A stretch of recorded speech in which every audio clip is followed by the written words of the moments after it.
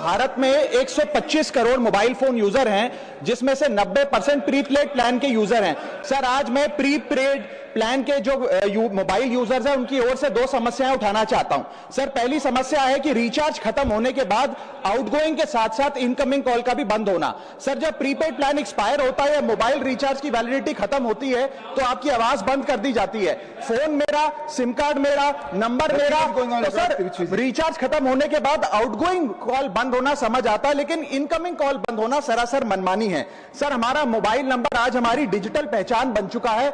Essential communication जैसे कि UPI payment, banking, OTP, train ticket OTP, PAN Aadhaar authentication, interview का call, hospital का call, मां बाप का गांव से कॉल, तमाम चीजें इनकमिंग कॉल और इनकमिंग एसएमएस से आती है और वो इसलिए बंद कर दिया जाता है कि इंसान एक रिचार्ज कराना भूल गया।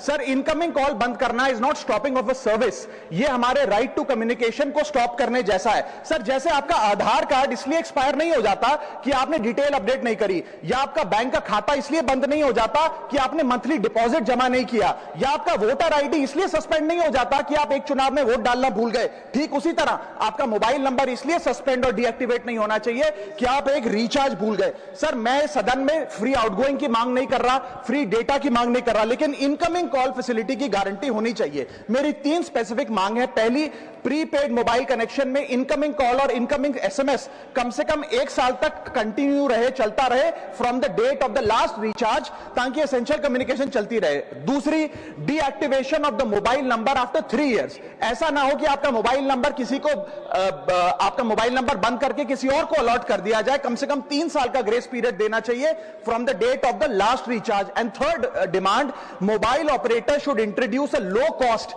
Incoming only plan. वो लोग जो सिर्फ इनकमिंग के लिए फोन रखते हैं उनके लिए, जैसे कि 10 रुपए में 180 दिन की इनकमिंग कॉल की फैसिलिटी, इस प्रकार की स्कीम्स मोबाइल ऑपरेटर को लानी चाहिए। दूसरी समस्या जो प्रीपेड कस्टमर्स फेस करते हैं वो है टेलीकॉम ऑपरेटर का 28 दिन का मंथली रिचार्ज। साल में सर महीने 12 होते हैं, लेकिन 28 दिन की रिचार्ज के माध्यम से 13 टाइम्स रिचार्ज कराना पड़ता है। कैसे सर? 28 दिन into 13 times is equal to 364 days. ये एक बड़ी क्लेवर स्ट्रैटेजी है जिसके चलते आपको फीलिंग 30 दिन की देते हैं, लेकिन आपसे डीलिंग 28 दिन की करते हैं। सर, दुनिया में हर जगह बिलिंग साइकिल कैलेंडर मंथ के हिसाब से होती है, 30 या 31 दिन। आपको मंथली सैलरी, लैंडलॉर्ड का रेंट, बैंक की ईएमआई, बिजली पानी गैस का बिल, तमाम चीजें 30 या 31 दिन के महीने के हिसाब से होती हैं। लेकिन ये मोबाइल ऑपरेटर, टेलीकॉम ऑपरेटर 28 दिन के महीने के हिसाब से आपको रिचार्ज प्लान बेचते हैं, ताकि साल में एक अतिरिक्त